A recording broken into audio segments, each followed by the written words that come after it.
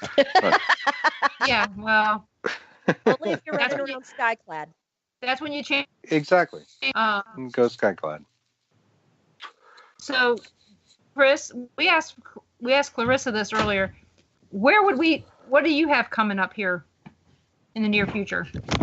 Well, I'm working with Clarissa on, what we call the big book, which may be biblical or epic in size or not. We'll see how that works out. There's a lot of ideas floating around. We definitely want to put out at least one book or more this year. We've been doing a lot of work on our show called Hidden Worlds that, is on L&M right now, but maybe changing. We'll see. And, I'm enjoying just exploring that, really. I love our radio show. It's a lot of fun. We get to talk to, guests that are somewhat esoteric and not necessarily scientific. Mix it up. So, do you have any paranormal conferences or anything you're going to be hitting this year? Well, we'll see. I would love to hit the Rhode Island Paracon. It's run by Ken DaCosta, and I know Ken, and maybe we'll reach out to him so Clarissa and I can grab a spot and get in that. That's a pretty big one out this way. Well, let me know, and I'll make sure that I share that so people will know that you're showing up. We do have another question in chat that we can get before the show's over. If anybody has any questions out there, please put them in chat, and I'll make sure we try to get them asked before the show's over. You don't have a lot of time, though, because from what I've heard, Clarissa and Chris can be long-winded in their answers, so you better hurry up and get your questions. What? Hey, I only saying you talk too much. So here's your question. It's from Carl. He's with Caldwell County Paranormal out of Caldwell County, Missouri. He asked, how many people on teams have abilities? Usually just a few, or like one or two. It's usually not a big thing. I mean, with a paranormal investigation, again, this goes back to that chapter on divination that's in our book. It's often a hard thing to prove. I mean, really, that stuff is to help guide us in the right direction so that we explore the right room, or, if we trust that person with their abilities, we're going to kind of follow a little bit, at least not entirely, but a little bit what they have to say about it, and it will help guide the investigation in a better place. We're going to investigate every room. It's not like we're not going to put a recorder, in the basement because the medium person felt that, everything's in the attic. But we might focus on that attic a bit more. Yeah, hell yeah. Does that make sense? Yep. Jax asks if you guys have any investigations coming up. Well, Jax would know better than I. I know, that's why he put LOL after it, but still. I've always got investigations lined up. I don't know what ECCPI has lined up, but CCPI always has stuff coming up. In fact, here in a few weeks, we're going to be investigating the Frontier History Museum, and which may lead to a regular fundraising opportunity for the museum itself.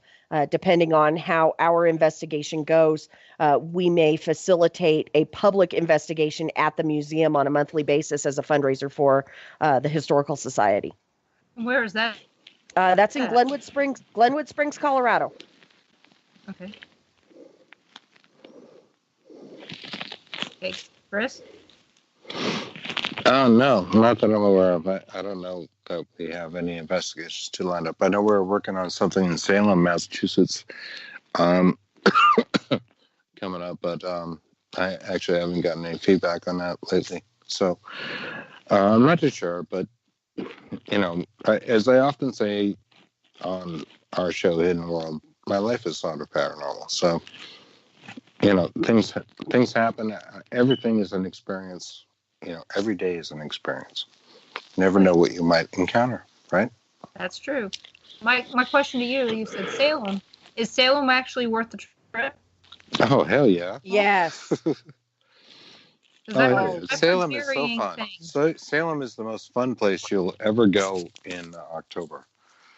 I heard that that's the one time not to go in October. It depends on No. Well, it's bad for traffic, but it's aside of the traffic, it is so fun and there's such a great energy there. There are so many people in Salem. That's why they tell you not to go, because there are thousands and thousands of people there. Kind of all getting into the same Halloween experience, and and I suspect you're a little like us, and that you enjoy that kind of thing. I think you would love it. Well, what I don't like is traffic. Stay over. Rent a room. See, that's one of the things about Kansas I don't have to deal with a lot. Rent a room. You rent a room and you can go during the daytime and traverse, whatever. It is an extremely fun place in October. It's fun any time of year.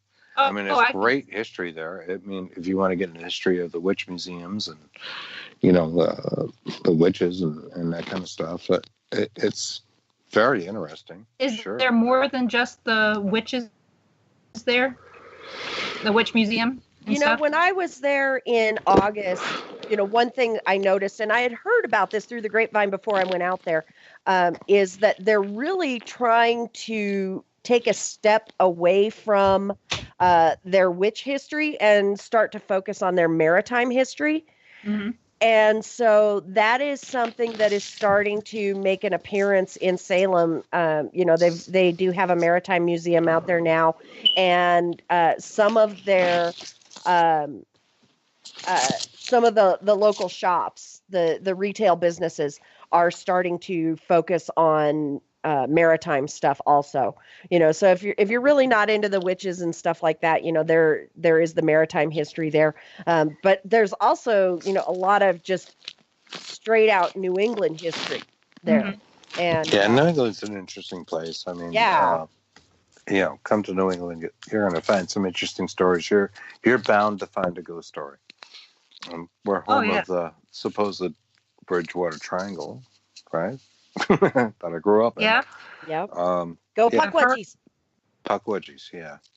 But there's all kinds of history because it's one of the earliest settlements. So there's lots of history here as far as America is concerned. Yeah. I find that Europe, has like a far greater history because they're so old. You can visit buildings that are thousands of years old. The first time it's mind blowing. It takes away anything in America. Yeah. The first time Ron came to Baltimore, and one of the times he went to Boston, he goes, it's strange. Oh, there were so many old buildings there, is one of the things that he said. Sure. Everything looks old. And the pyramids, they're pretty old. Yeah, well, but out here, if you have a building that was built 50, that's old here. But you go back to, say, Jamestown, you got a building that was built, 1495. People are going, oh, that's old. Right. You got 400 extra years on buildings. No, Virginia. Don't get me wrong. I love going through a cemetery that is like, got pilgrim burials in it, from the 1600s or whatever. But Europe has got us beat by a mile. I'm with you. I noticed in your book you guys have quotes from Edgar Allan Poe. Among others, yeah. Well, see, for me, that's one of the places that I used to go to when I was a kid, was the Edgar Allan Poe home in Baltimore. Oh, yeah? Went to his grave, all that stuff. To me, that was one of the most great places to go. Yeah, he's an interesting fellow, no question. And I love his poems. I love H.P. Lovecraft. Certainly Tesla. Getting the science end of things. Einstein. So many good quotes. Tyson. Yeah. Yeah, that was another one of our favorite parts, I think, in writing the Psychosomatic Pareidolia book, was that, we incorporated appropriate quotes, at the beginning of each chapter. And pictures too. We can't talk about the book and not discuss Bigfoot with a dingle. No. Bigfoot with a dingle. Is it chapter 10? I don't have the book in front of me, but there is a picture that Clarissa had come up with a UFO kind of shining a light, a tractor beam, if you will, on Bigfoot, and as he stands his ground. And when she first sent me this picture, there was a little anomaly kind of between... Yeah, chapter 8. Yeah, all right, Yep. chapter 8.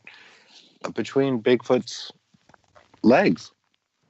Mm-hmm. And quite literally, there was an anomaly hanging there. And, and when I first looked at it, I thought, are you kidding me? Somebody had too much fun. He messages me and he goes, Bigfoot has a dingle. And I'm like, what? He goes, yeah, Bigfoot has a dingle. And I was so discombobulated by the whole thing. And it takes a lot, to discombobulate me. But I was so flustered with it. I'm like, okay, you have to edit that out. I can't do it. Right. And you have to edit understand, like, we're putting these images together from, like, what's basically a free of rights image. There's only so many. Yeah. We're putting them together so we don't have to, like, pay somebody, I don't know, 2 cents for every copy of the book we sell. Oh, 2 cents Right. would be 2 cents would be doable, but right. We're just trying to, like, be clear of all of that legal harassment. Yeah. And use, public images. And there was something with Bigfoot, and somehow combining the Bigfoot with the UFO. And maybe was there something else on the picture too? I think it was Stonehenge. Stonehenge. Okay. Yeah. Something bunny Stonehenge. I don't remember. I made the image, but you made the image. Yeah. And you had sent it to me, and you're like, hey, what do you think of this? And I'm like, Bigfoot has a dingle. It was the most gentle way I could put it, because I knew she was proud of the image she had put together. So I was like, he's got a dingle. yeah. So because Chris is a guy, I tasked him with the dingle removal process. Yeah. I quickly removed the dingle. I circumcised him quite a bit in a way that would not be legal in the U.S., I'm sure. Right. Hopefully no other countries, but yeah, I don't know. But you know what? We've lost Denise again.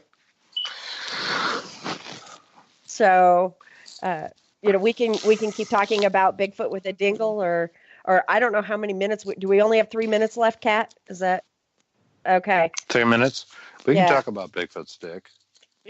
Chris. Is that even wrong? Family friendly. Children listen to this show. Dingle. Yes. His dickle. Oh, God.